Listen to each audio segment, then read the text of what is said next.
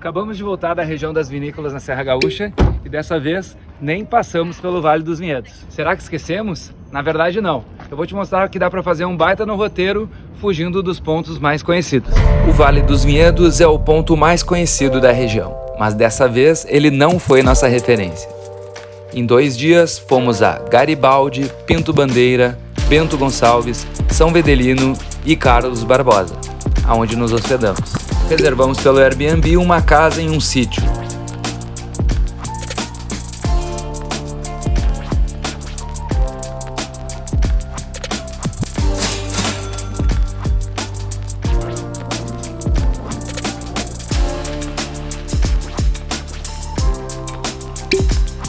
E mais além nesse vídeo, vou te mostrar um detalhe bem surpreendente desse sítio, que vai além dessa vista incrível. Depois de conhecer nossa base e de reforçar a vestimenta para o frio, saímos em busca de vinho. Já passava das 3h30 da tarde e para não perder tempo na estrada, procuramos alguma atração nas proximidades e encontramos o primeiro e único champanhe do Brasil. Isso porque a Peter Longo já produzia o champanhe antes de 1927, data da regulamentação feita na França que passou a só permitir a utilização do nome champanhe para produtos de uma determinada região francesa. As demais regiões produzem espumante. Com a chegada da noite, hora de voltar e curtir o aconchego e o calor do lar. Por isso, preferimos cozinhar uma lentilha direto no fogão a lenha que a casa disponibiliza. Para acompanhar, um Pinot Noir da Peter Longo.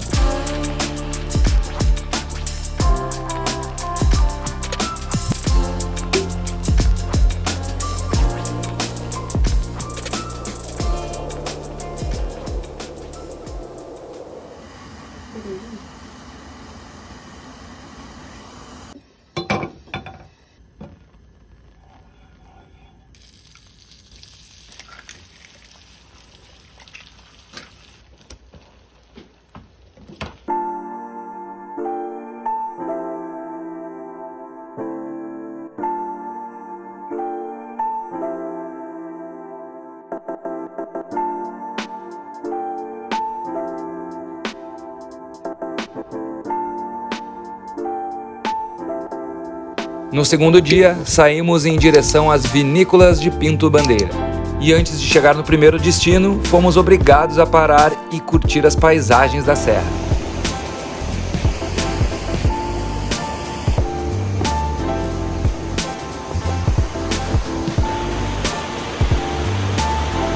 A primeira parada foi na vinícola Família Gás.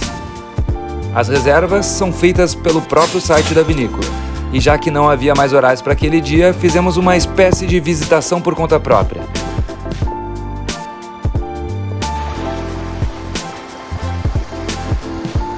Na sequência, seguimos para a segunda parada, a vinícola Valmarino.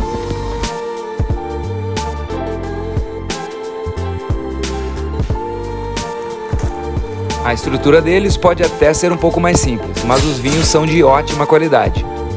Alguns deles, inclusive, premiados.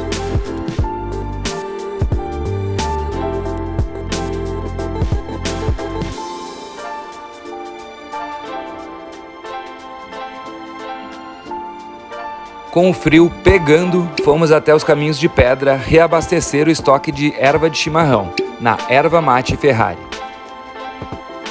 Lá, eles também têm um passeio que mostra o processo de produção tradicional da erva mate, feito por defumação. E bem ao lado fica o Benevento Chocolate e Café, onde almoçamos uma quiche de frango e um sanduíche de copa.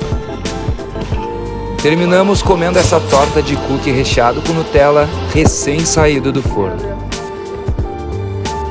Aproveitando as dicas do pessoal do Benevento, fomos conhecer a vinícola Fontanari, também nos caminhos de pedra.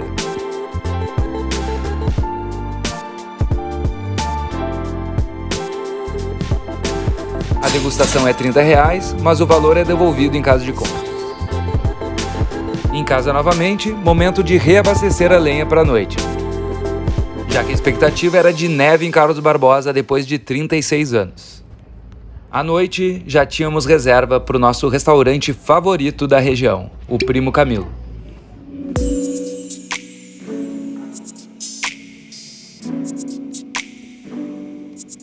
E aqui não tem carta de vinhos, a escolha é feita diretamente na adega do restaurante.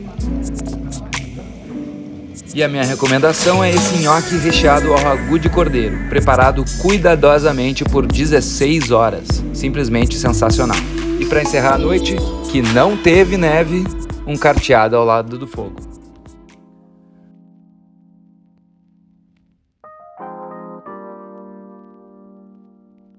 Na manhã do nosso último dia, curtindo um pouco do sítio, fomos surpreendidos com um local incrível, aquele lá que eu te falei no começo do vídeo.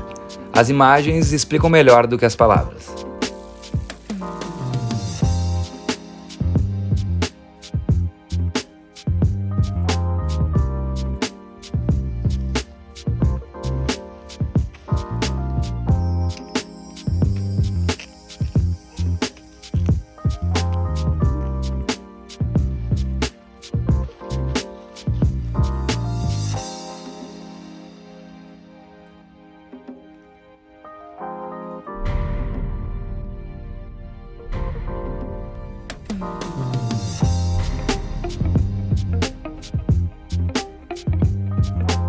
Serra Gaúcha sem galeto não tem graça. Encontramos essa galeteria em Carlos Barbosa mesmo, Nono Otávio. O local é muito bonito, cheio de detalhes, vale como um passeio.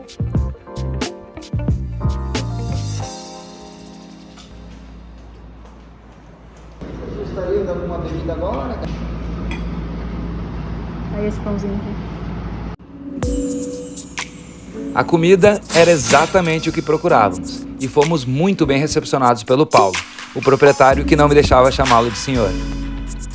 E a meia hora dali, já no caminho de volta para Porto Alegre, é onde fica a última vinícola desse nosso passeio, em São Vedelino. O passeio é imperdível, a vinícola é super moderna e a vista dos 6 hectares de vinhedos é impressionante.